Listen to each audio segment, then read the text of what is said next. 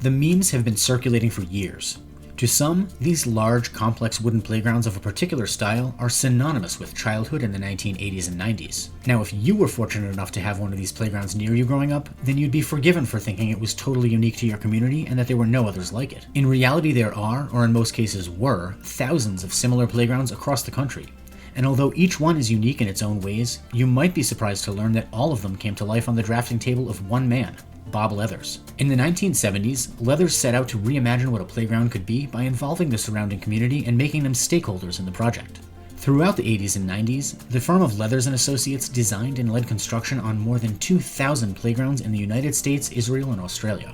At the heart of a Leathers playground project was a deeply rooted community involvement. Children from the surrounding area were polled for their ideas, and if possible, some would get to visit other Leathers playgrounds in order to bring inspiration back to their friends and schoolmates. Although Leathers did little more than recoup overhead costs, the projects were nonetheless extremely expensive in terms of materials and labor. For this reason, fundraising efforts were a necessity, and were encouraged to involve the community in creative ways as well.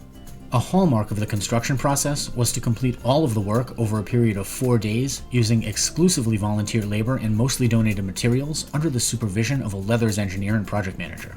This created an incredible air of anticipation in the lead up to building the playground, which often consisted of a year or more of fundraising activities alone. By the time the vision was realized in physical form, all of that community involvement and sense of ownership would serve as the glue that helped each playground become a success, and most importantly, a point of community pride. I was extremely fortunate to have a Leathers playground not only in my community, but almost literally in my backyard. At the time, I lived less than a block away from my elementary school where the playground resided.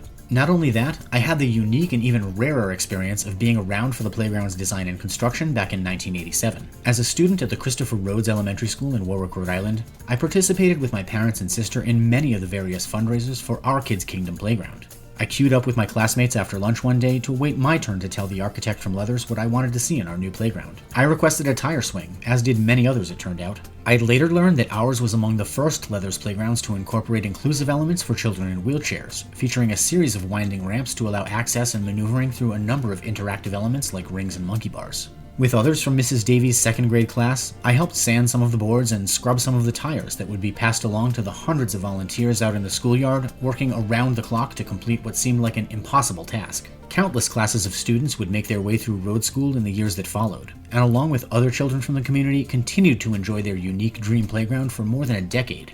Sadly, the Rhodes playground eventually suffered the same fate as many of the original Leathers playgrounds of the era, succumbing to deterioration from lack of long-term maintenance and upkeep. Although some of these playgrounds from 30 or 40 years ago have been updated with composite lumber and decking and are still around today, most unfortunately are not. Today, however, led by Bob's son Marc, Playgrounds by Leathers continues to design imaginative and innovative playgrounds across the country and internationally using safer and more modern materials. And although in order to remain competitive in today's economy, the company has partly shifted to for-profit commercial playground construction, community-led projects continue to be a part of Leathers' DNA. If it weren't for the insightful ideas of Bob Leathers and a boldness to reinvent the way playgrounds could be conceived, designed, and constructed, then countless kids spanning generations would have missed out on all of the amazing experiences that they didn't even know were the result of the very intentional and thoughtful work of one man. Even though the Christopher Rhodes Playground is no longer around, there was a nearly forgotten time capsule buried at its dedication, which I led the effort to recover in 2019, mere months before the school building, itself closed for nearly 10 years, was torn down to make way for a new subdivision. Even more interestingly, a second time capsule was discovered during the demolition, buried in the school's courtyard, that was put together by students for the American Bicentennial in 1976. Now, if you'd like to see what was inside either of them, I've got some videos listed in the info card in the upper right corner and linked down in the description. In one, the 1987 time capsule is opened live at City Hall, and the other is a series of videos unveiling, cataloging, and preserving the items from the 1976 time capsule, along with some modern commentary and interpretation. Thanks again for watching today's video. I hope you enjoyed it, and if you did, I hope you'll give it a thumbs up and consider subscribing to the channel for more new stuff all the time.